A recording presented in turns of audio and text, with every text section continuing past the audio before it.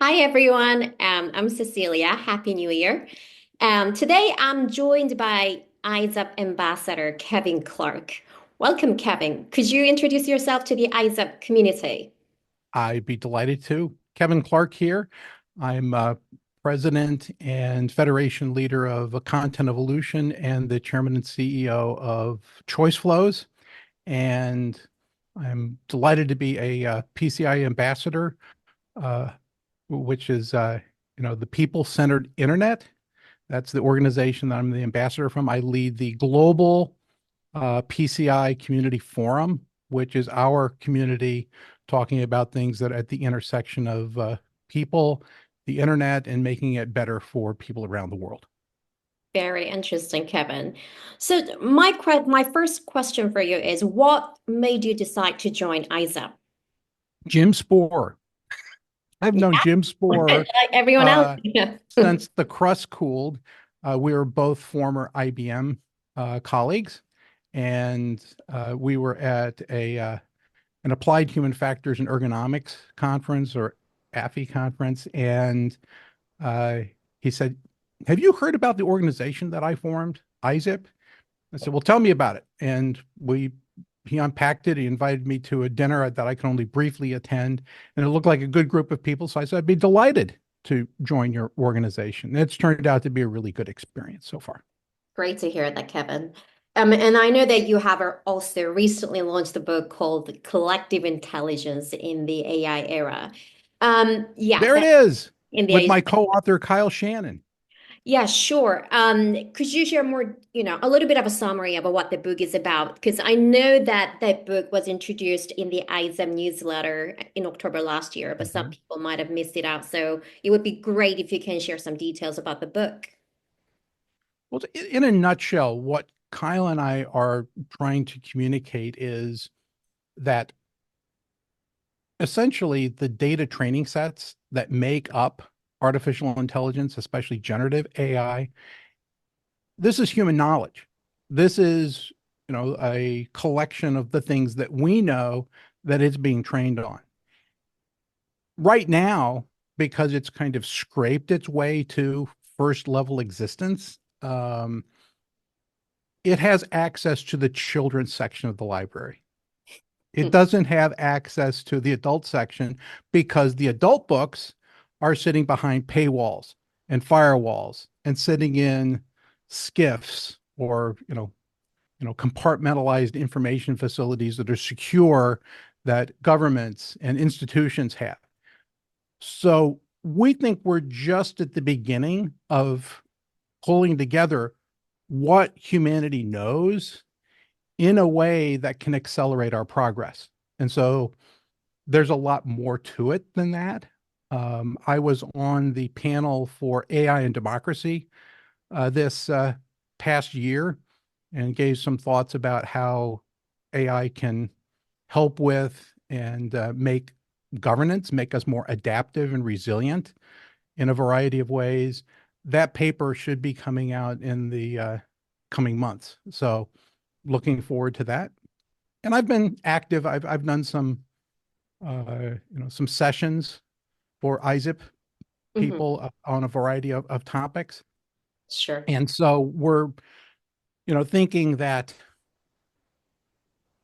individuals, teams, organizations, societies that are adaptive and can embrace human knowledge from a liberal arts point of view as opposed to highly specialized, we think that the best questions are coming from the broadest sense of human knowledge, not just deep dives.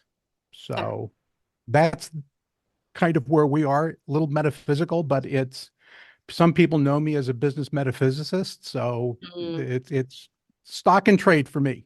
That makes sense.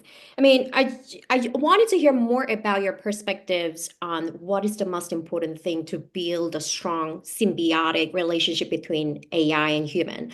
obviously a lot of organizations out there are still in an early stage of going through this, Hmm. working with AI effectively. And then as somebody who's a leading AI program in my current role as well, I've seen a lot of sort of like the roadblocks as well. I mean, of course, there's a huge adoption amongst employees, regardless of the sectors where everyone, which Hmm. organization, whether which Hmm. organization you're in. But I think still a lot of organizations are still at the experimentation stage rather than scaling up how to work effectively with AI. So, what is the most important thing from your point of view to build a strong symbiotic relationship with AI and human and generate the intended outcome?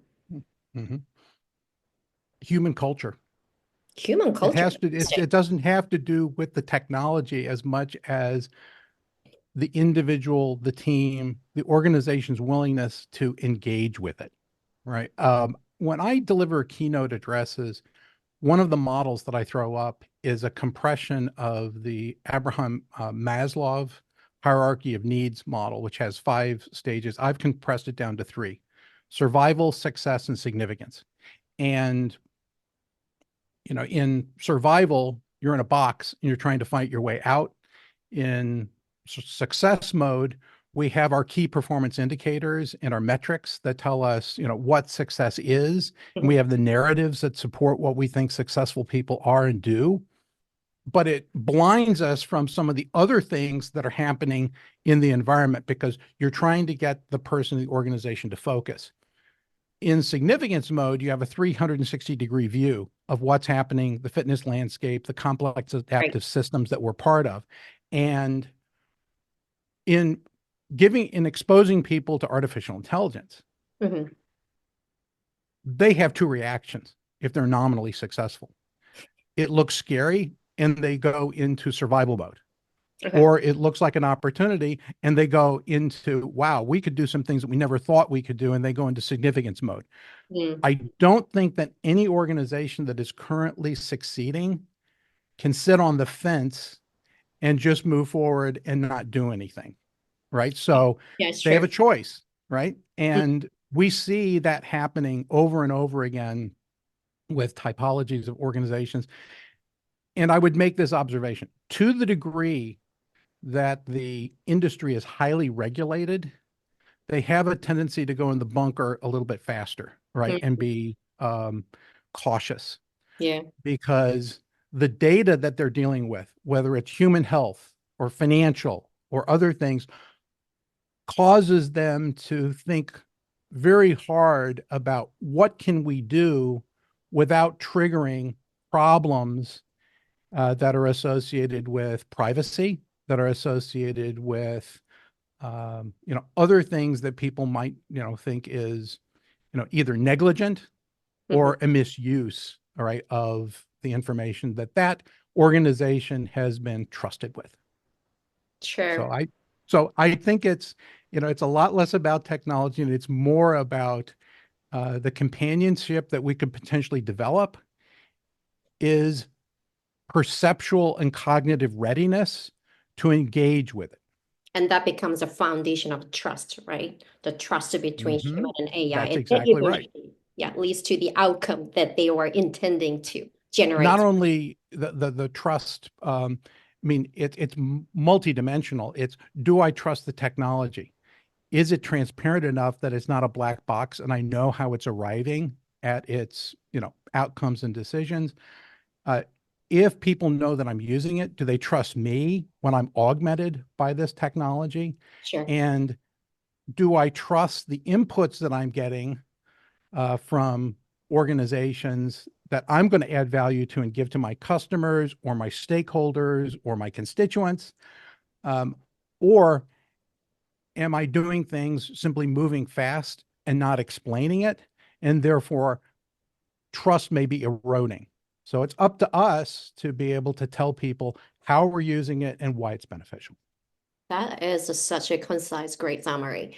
Um, then, Kevin, I haven't yet had a chance to read your book, but Mhm. I'm curious to hear how you define collective intelligence, because I've read that term in many different, different Mhm. books in literature, and that I felt that there's no sort of like standardized definition around the concept called collective intelligence. How do you define it? Well, you're right. There isn't a single one because the ability to have human intelligence uh, brought together in data lakes, in ontologies of knowledge, the way that we would understand them, um, it is, it's just a term that has been widely used, but also has lots of definitions. We accept that. We're not trying to promulgate one definition. We're trying to trigger that you can bring human knowledge, human intelligence, and data sets into many, many collective forms and use them to make solutions that we haven't had before. I mean, think about this. When my father was selecting people to lead a large company organization, he was kind of the internal executive resources executive. The key word that he gave to me that said, what are you looking for? What's the characteristic of someone who should lead an organization? Judgment, right? Mhm. Is that, the person should display really good judgment. All right, well, break that down a little bit for me. Well, they should be competent and they should have a high degree of character, right? So character is about trust. Mhm. And, this is about, are you competent in the area that I'm selecting you to lead in, right? Do you know finance? Do you know engineering? Do you know the area? Where we're headed is competence is going to be more available on demand from Mhm. the systems that we're building because it will be readily available. I'll be able to call on it when I need it. So when we think about developing organizations and doing the things that we need to do going forward, we Mhm. should be spending a lot more time on character development because at the end of the day, if I can get the skills on demand, then I have to be able to build a trust environment to use them so that you're going back to the same place. That I think that you have good judgment as an individual, as a team, as an organization, as a society. That is a very interesting, Kevin. I have a follow-up question, but Mhm. conscious of the time, I think I'm going to move on to the next question. Um, I, then I I want to tell you something before you go to the next question, right? Is sure. I'm writing two other books, right? Oh yeah, And yeah. one is about mobility, physical mobility with a veteran from the automobile and transportation industry and the virtual mobility that becomes possible.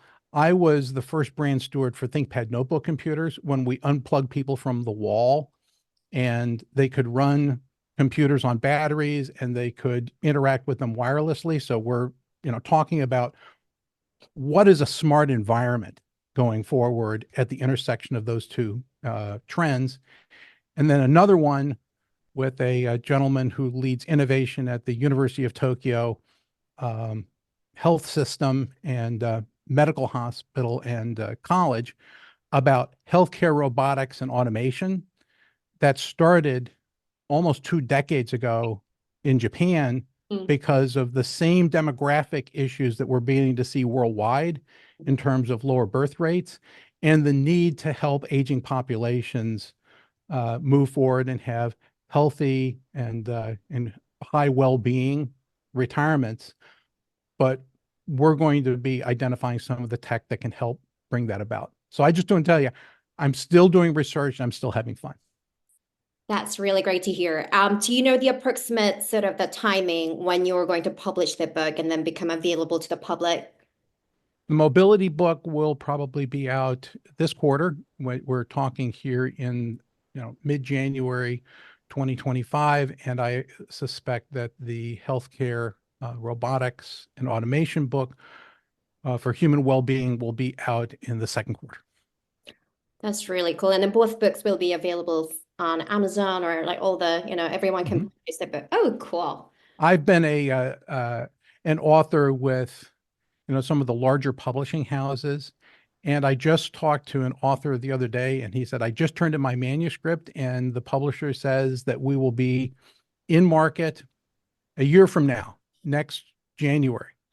And at the velocity at which ideas are moving right now, that year's lag is kind of unacceptable to me. So we're doing a lot of our work, using Kindle Direct Publishing on Mm, Amazon, because when I submit the manuscript, it's available in the store 3 days later. okay, cool. Just out of curiosity, Kevin, just going back to Mhm. your book on healthcare. Mhm. So you mentioned about the automation, and then Mhm. definitely, as a somebody who worked in the healthcare sector before, I felt the automation can add a lot of value to, especially the clinician's workflow. But then also from a patient's point of view, I think patient-centric, personalized experience matters a lot. So I don't know, Mhm. like whether automation, leveraging technologies, how they can make positive differences to patient-centric experience. Well, a small study that I did here locally said that the providers were spending 60% of their time in front of screens and only 40% of their time with patients. Mm, And that should at least invert, all right, with 60% of your time, uh, you know, with patients and 40% in front of a screen. That's being driven by a lot of different things. One is that the telemetry from the various uh, things that you need, if you're looking at a screen and then transcribing it onto another screen where you could be getting it through a Bluetooth connection or something else, we need to go ahead and enable all of those and figure out whatever the security protocols are to make sure that we think that the data transmission is secure. Second is that a lot of this is driven by, at least in the United States, insurance, mm, and that you have to write up things in such a way that the patient is going to get reimbursement or the hospital is going to get reimbursement. You should be able to refer to, using artificial intelligence, all of the language and all the diagnoses that have come in the past that have been accepted by the insurer mm. to be able to put together the right definition and not have to touch it twice. So Gotcha. Great. Awesome. those are just two examples, right? I mean, you can apply the same thing to writing legislation or reading legislation as an elected official.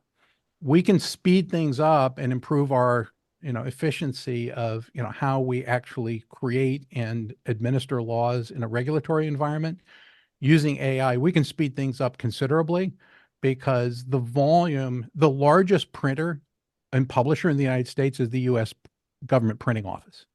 Absolutely. I And mean, we can't read everything that we create. So I think that being able to create coherence in those environments will be a boon, right, to what we need to get done. absolutely, Kevin. There's a common thread across the sectors in terms of how we Mhm. leverage AI and then generate the outcome, and then make positive 100%. to the bottom line of the firms. Cool. My last question for you, Kevin. I know that, you've been actively involved in ISAP community activities already, Mhm. through some workshops and things like that. How would you like to, get involved for 2025? I know that there are a lot of things happening. You're already, brainstorming new book. Another one is lined up. What's your plan for 2025 as an ISAP ambassador? Well, as I interact with the team, Deb, the new president, all of the good people who are helping make ISIP just that much more vibrant. I have made my time available. I have some papers that I'm going to submit from some of the work that we've been doing that I think will be of interest, and I'm going to publish them via the ISIP iPrint. I'm sorry, imprint.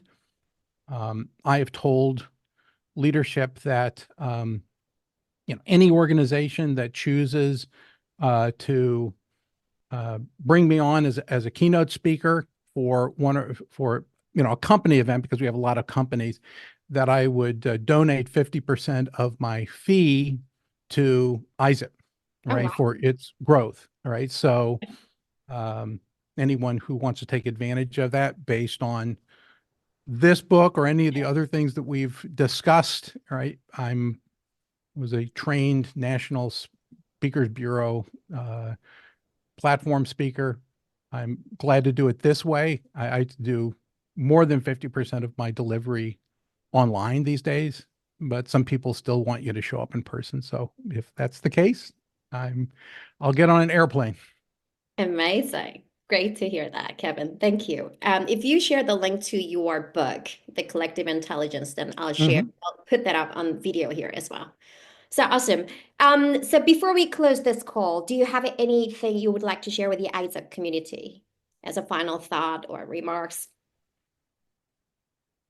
It's really interesting that, service innovation, the way that we currently understand it, has, begun to flourish across more than the initial sector that it was designed for. Because at the end of the day, everything's about interaction.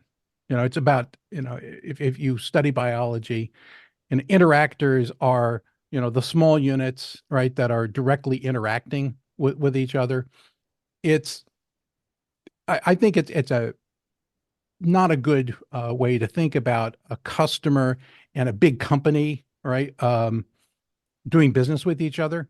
They're really not. It's a customer and a moment, all right, that they're having an interaction with that company, and it's with one of their people or one of the moments, right, that that they're doing something, and that's where the relationships are formed. I have a taxonomy. This is one of the things that I'll be sharing this year called return on relationships, which is a companion to the accounting terms of return on investment and return on assets. Return on relationships is about the return that you have on your intention as an organization in the world. It's about how do you have returns on attention? How do you spend your time and attention, and what are you paying attention to? And return on, the ability to transform yourself. What is the velocity, all right, at which you're willing to change? So these are new metrics.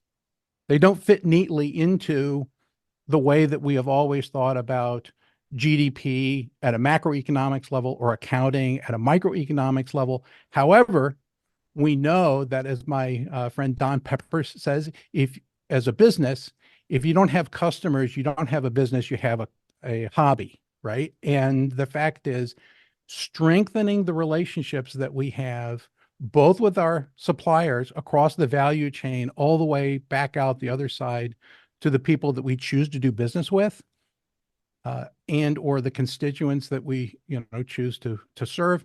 This is foundational to our success. And I think that the technologies that we discussed during this call are going to be able to help strengthen those relationships if we use them thoughtfully and use them well.